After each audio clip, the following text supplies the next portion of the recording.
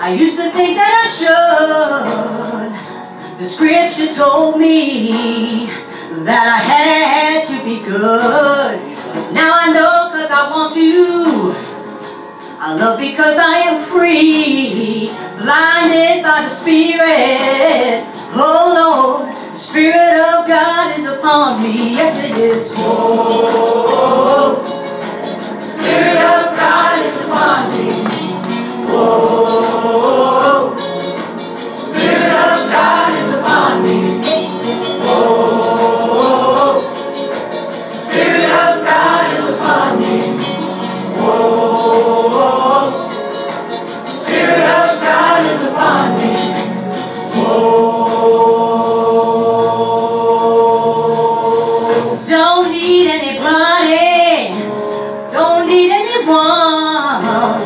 I want to sing with all my heart, so God lives on and on.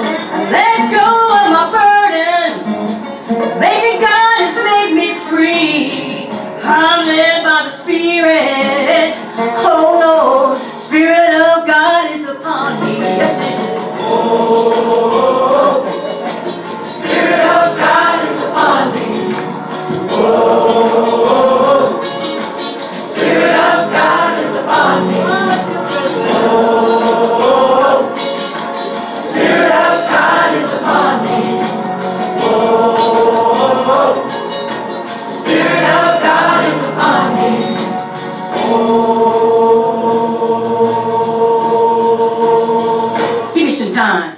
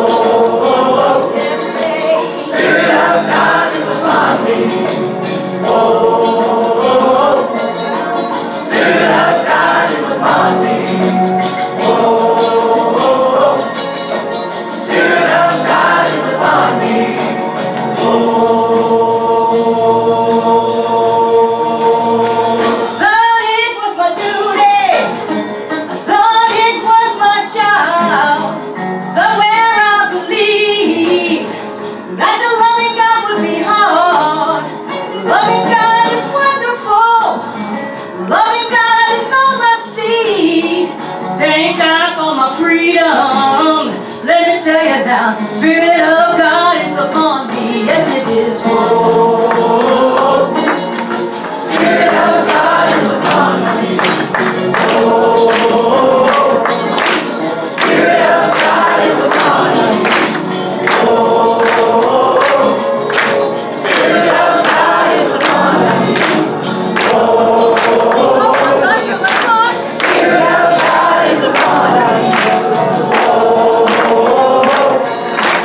Spirit of God is upon us.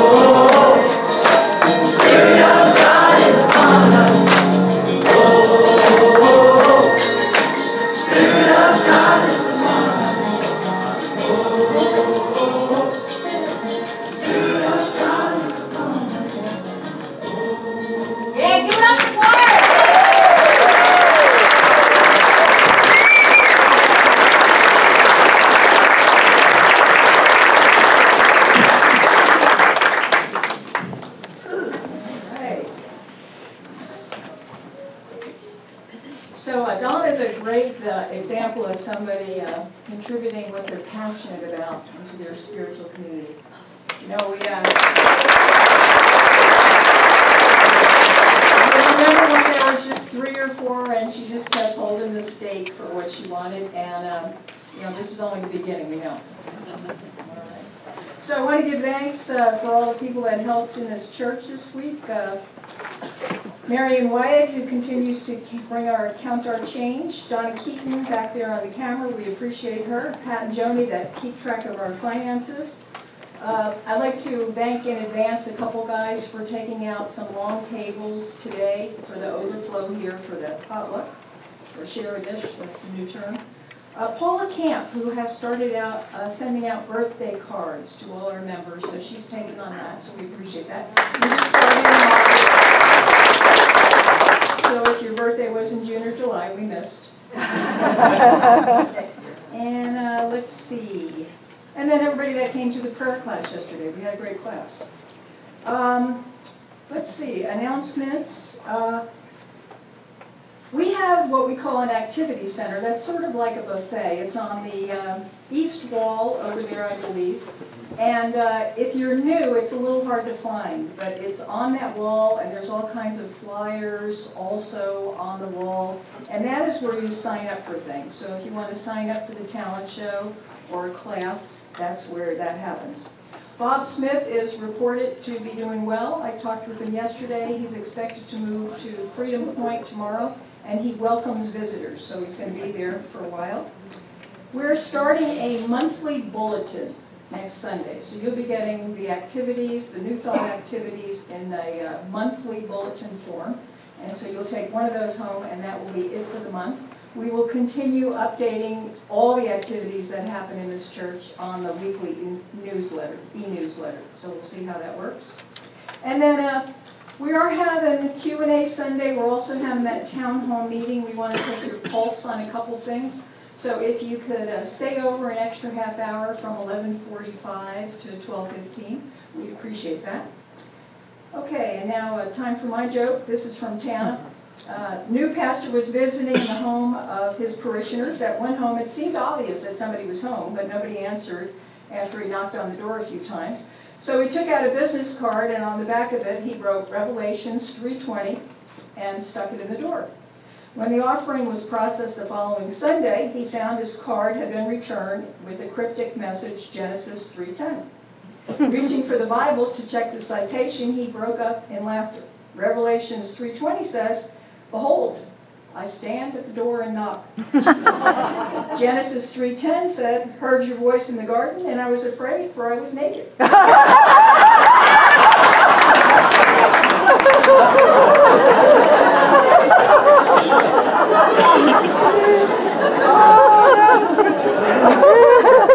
All right, so today I want to talk about healing, awake and remember. And so these are thoughts that I'm not trying to convince anything of anyone up here. These are thoughts for you to contemplate to figure out your own truth. But maybe if you contemplate on them this week, you might have some questions for the LUTs and I next week. The one fact about all this is wholeness is who we are, who we innately are. So we are whole. And if we're less than whole at any point in time, so it says we have an error in consciousness. We're not at ease with some area of our life. We might be a little bit out of balance. And so I want to explore all those kinds of routes that kind of intersect along the pathway of life that may cause us maybe to be in disharmony or dis-ease, and then some of the blocks. So and these are just some of my personal beliefs, so like I said, I'm not looking to convince anybody. I'm just putting out thoughts here, and you can contemplate them on your own. Sometimes I think that some of the illness we experience could be carryovers from past lives, from our human self. Certainly if we have died of starvation, or if we have been food deprived in our life, it would be much more difficult to maintain our weight or have healthy eating habits. If we're born into a family where it's the 7th generation of addicts, it might influence our way of being. Phineas Quimby, forerunner of New Thought movement, one of the predominant healers of his day, he says this. He says, to have a sense of smell or any other sense requires no language. It is an odor. It can be perceived by a child as well as by a grown person. And he says for every disease, and I say imbalance, there's an odor, there's a mental atmosphere, and everyone is affected by it when it comes within his consciousness. Everyone knows that he or she can produce in ourselves heat or cold by excitement or whatever we want. And so likewise, we can produce the odor of any disease so that we can be affected by it. So, and we know this is true from that field of resonance. So you can see as a child, if you're in an imbalanced environment, you could pick up precursors, expectations, subconscious, they're all subconscious, they're all subtle, of how life is going to be, how it might be. So one of the unity beliefs is we are made in the image and likeness of God. We do not inherit sickness. Now, maybe yes, maybe no. Personally, my answer is, yeah, I would agree with that. We don't inherit it in our divine selves. We wouldn't inherit sickness. But we may inherit it generationally. We may be predisposed to it at the human level. Can we still heal it? Certainly. Certainly. So we know we can talk to our DNA. We know we can talk to ourselves. We know we can reverse anything we want. And we know also, if we're really willing to do deep work, that whatever we're carrying generationally, we can put a stop to it and end that precursor to our generational line. Now there's somebody passed me, one of my friends up north, sent me these Peruvian healers, it's all in their language, and they said they can cure anybody of a heroin addiction. Come on down to Peru, leave all your laptops, your cell phones at home, very strict diet, working with the shamans, but they can assist you in your healing. So what are some of the root causes that can create the appearance of things that aren't working? You know, we've been trying to heal something and it just doesn't seem to be working. I mean, I've got this one little finger that I'm working with for a year now that got really banged playing basketball. So one of them is a deep-rooted belief that conflicts with our affirmations. So we can keep believing that, you know, if everybody in our family has heart disease or diabetes or high blood pressure or fill in the blank, do we think we follow that? So that's one of our deep-rooted beliefs that would conflict with an affirmation that says I'm whole and healthy. We could have an incorrect understanding of truth principles, and that takes more than a mention. So I would say if you're new to Unity, one of the best things you can do for yourself in understanding truth principles is to sign up for the Lessons in Truth class. It's a foundational book in Unity. It's an incredible book, and you'll understand a lot about truth if you take that class, which starts soon, September 2nd. There could be a mismatch between our affirmations and our actions. So we can say, I'm healthy, happy, and whole, but then if we drive through Dunkin' Donuts for breakfast, it's not going to work. There's a mismatch there, isn't it? And then we cannot make use of our practices, our spiritual practices. You know, every time we sit in prayer and meditation, we undo stuff in our subconscious mind that doesn't need to be there. So if we're not making use of those tools, we're not going to receive the insights we may need to delve into to heal whatever is up for us. And then there could be the not being ready, not having a level of consciousness to be ready for healing. So way, way down there may be the belief that you can't really heal yourself. You know, one of my basketball players last week was saying, well, the tendon's, it's damaged. I mean, there's no way you can heal a tendon without surgery. You know, I said, well, in the olden days, they used to tape the shoulder, you know, for 6 months, and then it would repair itself. So the body can heal anything. So, but what does it take? It takes extreme amount of self-discipline. It takes real work, doesn't it? When you're really working on, and you got to be consistent about it. And then there's always the question about, do we want to really be healed? Eric Butterworth says, We don't always have the courage to face the challenges of life. We can escape in many directions. One of them is sickness. We might think we want to be healed. We might do everything to exhaust every possibility, spend a fortune in the process, and still find no help because subconsciously we find security in illness. Disease is often an escape mechanism. And of course he writes about isn't it incredible that the man for 38 years was incapable of getting himself into the healing waters. Now, come on. If he'd really wanted the treatment, wouldn't he have been down there? You know, instead he liked being, he liked kibitzing with everybody that showed up at the healing waters. What's wrong with you? Oh, this is what's wrong with me. Anybody heard that conversation? Okay. So it was more interesting and maybe more profitable for him to just be in the spotlight and not be healed.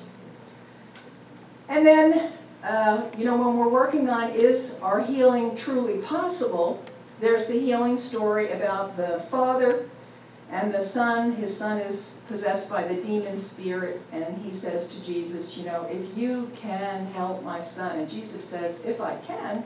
And then the father realizes what he's saying, and he says, help me with my unbelief. And sometimes that is the best prayer, isn't it? Help me with my unbelief. All right. So another reason is we don't treat our bodies like temples. We do too much, we go too fast, we don't consciously eat nutrient-dense food. If you eat nutrient-dense food, what happens is you build strong cells and strong body and strong tissue. Then when you have a health challenge, you've got strength inside you to do what needs to be done to repair. So if you've unconsciously not built a high-quality temple, it's going to take you longer to heal, most likely. But when the quality of your cells is excellent, then healing, it can be more rapid. And then exercise is a lifetime commitment, isn't it?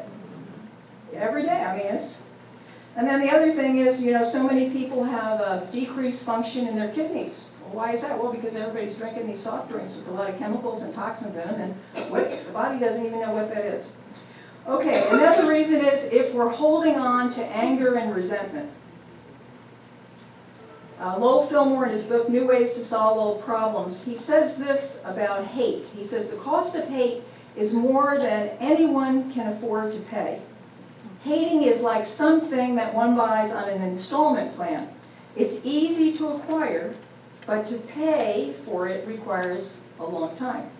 And what is the high price that must be paid for hating? Loss of friendship, unhappy feelings, loss of appetite, sickness, wasted energy, sometimes financial losses. Worst of all, hating keeps the kingdom of God from our view. So hating is a heavy liability. And then with that, anything about self-forgiveness. We got to let ourselves off the hook, knowing that however we were back many decades ago, or yesterday, that was the best we could do at the time. And so we have to let ourselves off the hook and be self-forgiving. Okay. So 1/3 of the Gospels, literally a whole third of the Gospels, are devoted to healing. And healing, as you know, is one of the foundations that Unity was founded upon. Charles Fillmore in Christian Healing writes, every idea projects form. The physical body is the projection of our idea. We carry the body in our mind. The body is the fruit of the tree of life which grows in the midst of the garden of our mind.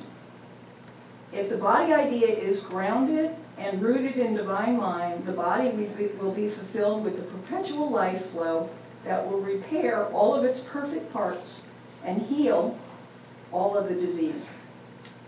So we just have to awake and remember who we are. And it's a constant job, isn't it? Yeah, okay. So the more fully our concept of physical wholeness is aligned with divine mind, the more completely will our bodies actually manifest radiant health and vitality. So our thoughts direct the energy within our cell functions, and so it's important the mood that we're in, because the mood that we're in affects the life force of the cells that we're moving into. And of course, Myrtle Fillmore, in her book Healing Letters, remember, she apologized to her organs and her systems that she had, well, she probably didn't curse, but she had talked bad to them or negative when she got tuberculosis.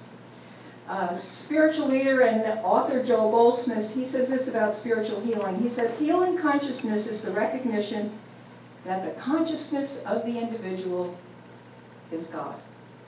And that's how all healers heal.